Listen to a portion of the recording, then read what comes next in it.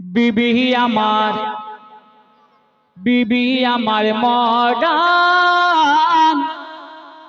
দেখাই শুধু ফ্যাশন। বিবি আমার মডার্ন দেখাই শুধু ফ্যাশন। আমি করি যে ইনকাম ঝরিয়ে কত গায়ের ঘাম। আমি করি যে ইনকাম ঝরিয়ে কত গায়ের ঘাম, তবু শুধু আমার উপর করে অভিমান। বিবি আমার মডার্ন দেখাই শুধু ফ্যাশন। কি মা বোনেরা ঠিক বলেন সালাম ভাই? তো এবার আমি কি বলছি সালাম ভাই একটু মনোযোগ। মা বোনদের আওয়াজ ঠান্ডা, দাদা ভাইরা চাঙ্গা। কি আমি ঠিক বলিস তো? একদম। তোমার ঘরে এলাম আর কষ্ট শুধু পেলাম। তোমার ঘরে এলাম আর কষ্ট শুধু পেলাম। কি বলছি সালাম ভাই একটু মনোযোগ ধরে শুনবেন। ঘরে বন্দি যে হলাম রাখলে করে যে গোলাম। ঘরে বন্দি যে হলাম রাখলে করে যে গোলাম। আর দিনে রাতে শুধু আমি খেটে যে গেলাম। তোমার ঘরে এলাম আর কষ্ট শুধু পেলাম। শুনলেন নাকি কষ্ট পাচ্ছে? কেন? আটা রুটি খাচ্ছে। আমার ভাইরা কি আটা রুটি খাচ্ছে? গোশের ওপর গোশ খাওয়া খুব বাবুয়ানি।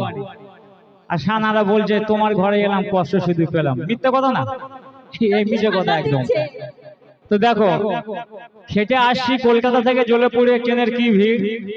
বাড়িতে গেলাম, বউয়ের কাজ কি থাকে? স্বামীর সেবা করা, এক গ্লাস পানি দেওয়া, তাই না? তো সেবা না করে টাকা কি এনেছো আজ দাও, এই হলো বউ। কবি সেই উদ্দেশ্য করে লিখছে, শুনুন। বিবি সাজে গোজ করে রোজ রোজ, বিবি সাজে গোজ করে রোজ রোজ, ভালো করে নেয় না স্বামীর কোনো খোঁজ। তাই তো, বিবি সাজে গোজ করে রোজ রোজ, ভালো করে নেয় না স্বামীরই ওই খোঁজ। এলো কি জামানা, এলো কি জামানা, স্বামীর মেনে চলো না। আর নিজেরা ওই নিয়ে থাকে, এরা শুধু পেরেশান। বিবি আমার মডার্ন দেখাই শুধু ফ্যাশন। আমি করি যে ইনকাম ঝরিয়ে কত গায়ের ঘাম।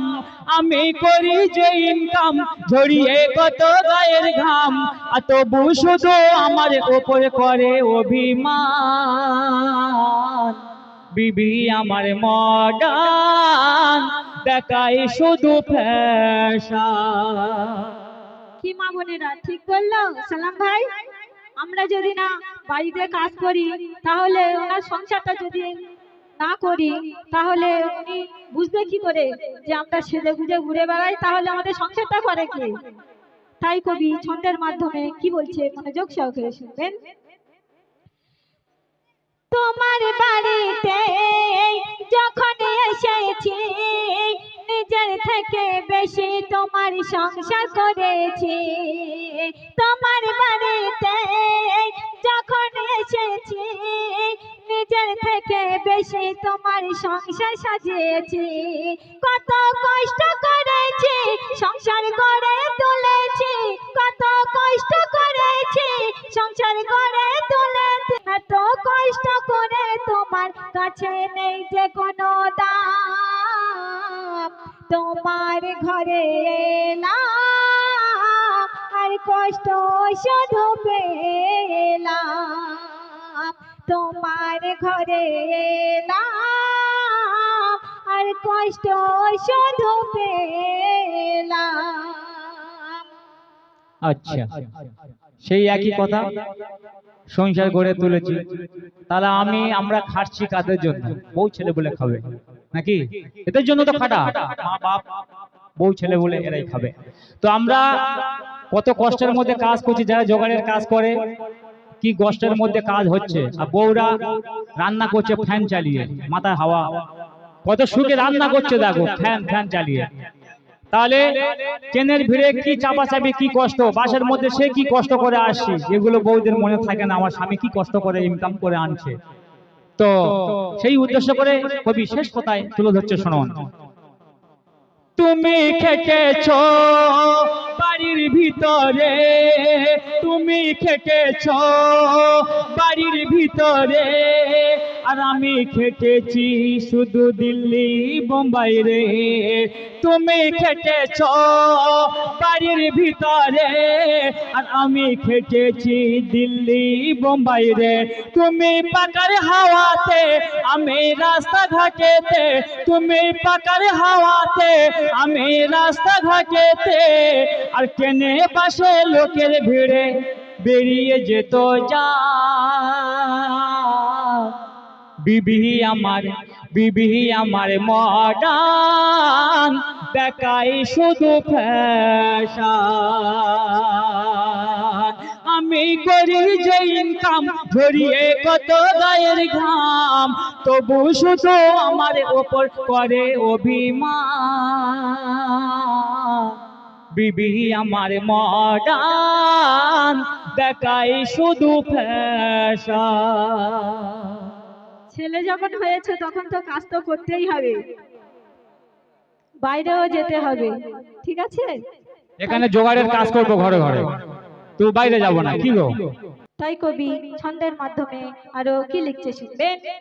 ছেলে হয়েছ তাই বাইরে গিয়েছ, টিপটা পাবো আজ কাকে জোগাড় করেছ। ছেলে হয়েছ তাই বাইরে গিয়েছ, টিপটা পাবো আজ কাকে জোগাড় করেছ।